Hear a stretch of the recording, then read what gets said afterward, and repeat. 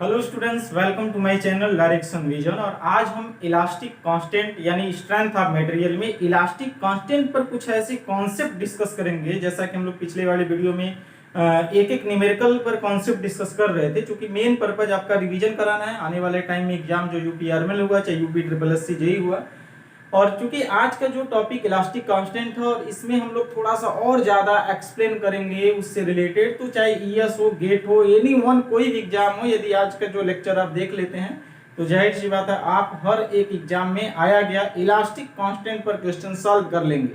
तो चलिए हम बताते हैं इलास्टिक कांस्टेंट में ऐसे कौन से क्वेश्चन पुटअप होते हैं। एक चीज और बता दें कि यदि स्ट्रेंथ ऑफ मटेरियल के बेसिक इंट्रोडक्शन से क्वेश्चन को पुटअप करता है तो उसमें इलास्टिक कांस्टेंट का एक न्यूमेरिकल जरूर रहता है। वो कठिन भी हो सकता है, सिंपल भी हो सकता है। तो कठिन हुआ चाहे टफ हुआ, सिंपल हुआ, कोई भी होता है, यदि आपका बेसिक कॉन्सेप्ट क्लियर है तो आप सॉल्व कर लेंगे। तो पहले बता दें कि आपको 4 इलास्टिक कांस्टेंट होते हैं, जिसका नाम होता है एक मॉडुलस ऑफ इलास्टिसिटी ई, एक होता है शियर मॉडुलस जी, बल्क मॉडुलस के and Poisson ratio mu. Poisson ratio को म्यू आर 1/m कहते हैं। सबसे फर्स्ट ऑफ ऑल आपका जो पूछता है रिलेशन बिटवीन देम, मतलब इन इलास्टिक कांस्टेंट के बीच में रिलेशन। हालांकि जब इसका मेन हम लोग step by step lecture discuss किया जाता है, आपका लेक्चर क्लास आप अटेंड करते हैं तो हम वहां पर प्रूव भी कराते हैं। यहाँ पर हमको number of question maximum to maximum attend कराना है कि आप यदि आज का लेक्चर देख लेते हैं तो मैक्सिमम इलास्टिक कांस्टेंट का आप होल न्यूमेरिकल कवर कर लेंगे। तो पहला होता है कि ई के एंड म्यू में क्या रिलेशन है, हम बता दें। यहाँ पर या तो हम लिख देते हैं, यहाँ पर आप जानते हैं ई क्या है, इलास्टिक कांस्टेंट, इलास्टिक कांस्टेंट। लेकिन इसी को हम क्या बोलते हैं, बोल सकते हैं कि एक प्रकार का modulus of elasticity, modulus of elasticity. G क्या है, शियर मॉडुलस, और के क्या है, बल्क मॉडुलस,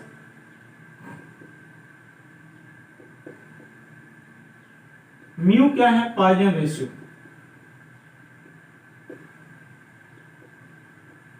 हमारा रिलेशन है ई के एंड म्यू, और आप पढ़े थे जब हम लोग सॉल्व करते ई इज इक्वल टू 3k 1 - 2 में। और सिर्फ आप इतना ही जान लेंगे तो एटलीस्ट सिंपल क्वेश्चन यदि एसएससी जेई का हुआ या यूपी ट्रिपल एससी जेई का हुआ आप सॉल्व कर लेते हैं। लेकिन यदि आप ईएस या गेट वाला क्वेश्चन जनरेट होता है या यूपी आर्बिनल में भी क्वेश्चन ईएस का उठा देता है, पिछला वाला जो एग्जाम में आया गया है, तो ऐसे क्वेश्चन को समझने के लिए उसके बेसिक कॉन्सेप्ट को जानेंगे। इससे रिलेटेड और क्या क्या हो सकता है ध्यान देंगे। यहाँ पर म्यू है, कभी कभी 1/m के टर्म में भी आपका पूछा जाएगा, तो यही आपका जो रिलेशन हो जाएगा वो आ जाएगा 3k 1 - 2/m। कभी ये नहीं देता है तो इस रिलेशन को 3k m - 2/m दे देता है कुछ इस फॉर्मेट में, और आप एक स्टैंडर्ड फार्मूला याद कर लीजिएगा, उससे से कोरिलेट करके आप आंसर को क्लिक करेंगे। तो ये आपका तो हो गया ई के और म्यू में रिलेशन। हम लोग पहले रिलेशन देख लेते हैं, उसके बाद इसमें डिस्क्रिप्शन पढ़ेंगे कि सपोज म्यू का मान यदि बढ़ाया जाए तो जी और के पर क्या प्रभाव पड़ता है। म्यू का मान यदि 0 से लेकर आप बताते हैं कि 0.5 तक वेरी करता है, तो उस केस में के का मान कहां से लेके कहां तक वेरी करेगा, जी का मान कहां से लेके कहां तक वेरी करेगा। और आज का जो ये लेक्चर हम बता दें कि आपका 50 क्वेश्चन या उससे अधिक क्वेश्चन का कॉन्सेप्ट है, मींस आपको बिल्कुल एकदम 30 सेकंड में आंसर, एक दिन कठिन क्वेश्चन आप लगा करके आप सॉल्व करेंगे तो भी 30 सेकंड में आप क्वेश्चन का आंसर दे पाएंगे, यदि आप बेसिक कॉन्सेप्ट इसके बाद वाला जो बताएंगे यदि आप पढ़ पाते हैं तो। दूसरा रिलेशन क्या होता है, ई जी म्यू में क्या रिलेशन है, E is equal to 2g 1 + mu. बताइए इसी को यदि हम 1m के फॉर्म में लिखा जाए, यदि 1/m के फॉर्म में लिखा जाए तो कभी कभी आपको इस प्रकार से रिलेशन मिल जाता है, m + 1/m। किसी एक को आप दिमाग में सेट करेंगे, यदि आप इसको दिमाग में सेट करते हैं तो जो है एक फार्मूला डायरेक्ट ये पूछा जा सकता है, एक फार्मूला आपको ये पूछा जा सकता है।